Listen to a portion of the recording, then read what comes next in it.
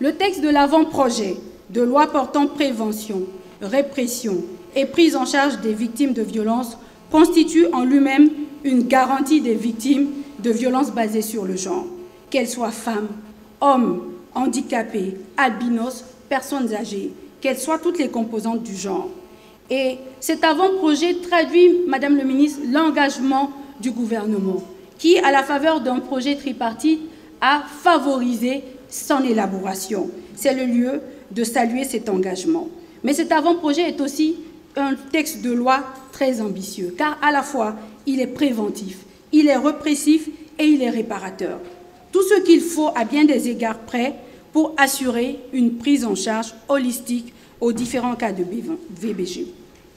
Préventif, car il prévoit les 4 catégories de violences basées sur le genre, à savoir les violences sexuelles, physiques, psychologiques et économiques, dont bon nombre ne sont pas légiférées par notre loi, par notre droit positif. Il est répressif, car il réprime les atteintes, les tentatives et même le refus ou l'abstinence de témoigner. C'est à ce titre qu'il est dissuasif. Et la procédure y prévue est assez particulière, ainsi que le dispositif infrastructurel judiciaire qui gagnerait à s'ériger en pôle spécialisé VBG, au même titre que les pôles antiterroristes. Car pour nous, un auteur de VBG est un terroriste sans aucune commune mesure. Réparateur, car le système de réparation y prévu va au-delà de la condamnation au dommage-intérêt du délinquant auteur de VBG. Le seul avantage de l'avoir encore à ce jour, sous la forme d'un avant-projet de loi, réside dans le fait qu'il est susceptible d'être révisé dans les meilleurs délais, si c'est ce qui peut expliquer sa non-adoption à ce jour, afin de le rapprocher davantage à nos réalités politiques et socio-culturelles, mais tout en privilégiant l'intérêt des victimes et le respect des engagements pris par le Mali.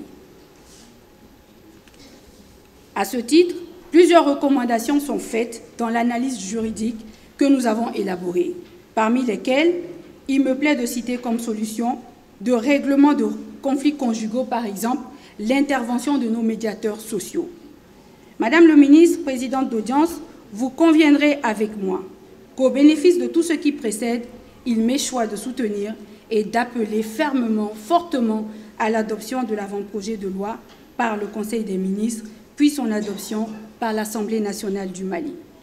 Madame le ministre, en procédant comme demandé, vous donnerez une suite logique à l'engagement pris par le gouvernement du Mali à travers la vision éclairée de Monsieur le Président de la République pour faire des VBG une question centrale de son action gouvernementale. Vous donnerez une suite logique à la loi qui a été votée en début d'année par rapport au programme national de lutte anti-VBG. Vous donnerez certainement une suite logique à tout le contenu de vos plans d'action que nous savons très révélateurs de votre ambition personnelle et de votre désir personnel de voir vos semblables remises dans leurs droits.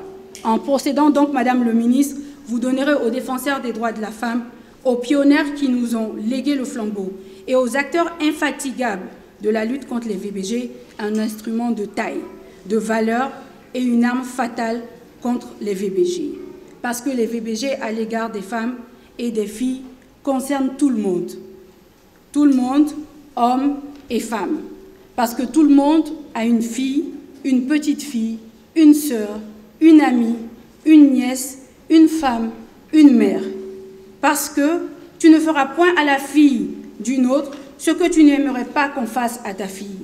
Parce que tu n'accepteras pas que ta sœur ou ta fille soit tuée à coups de couteau ou assassinée par une balle dans une rue ou dans l'exercice de ses fonctions. Parce que tu n'accepteras pas que ta femme soit harcelée au travail par un autre homme. Parce que tu ne pardonneras pas que ta mère soit frappée et violentée. Parce que le mariage est conclu par consentement et non pour un enterrement. Parce qu'aucune religion ne prône la violence est la manifestation de la misère. Parce que le Mali a besoin de panser ses plaies. Parce que tout Malien compte.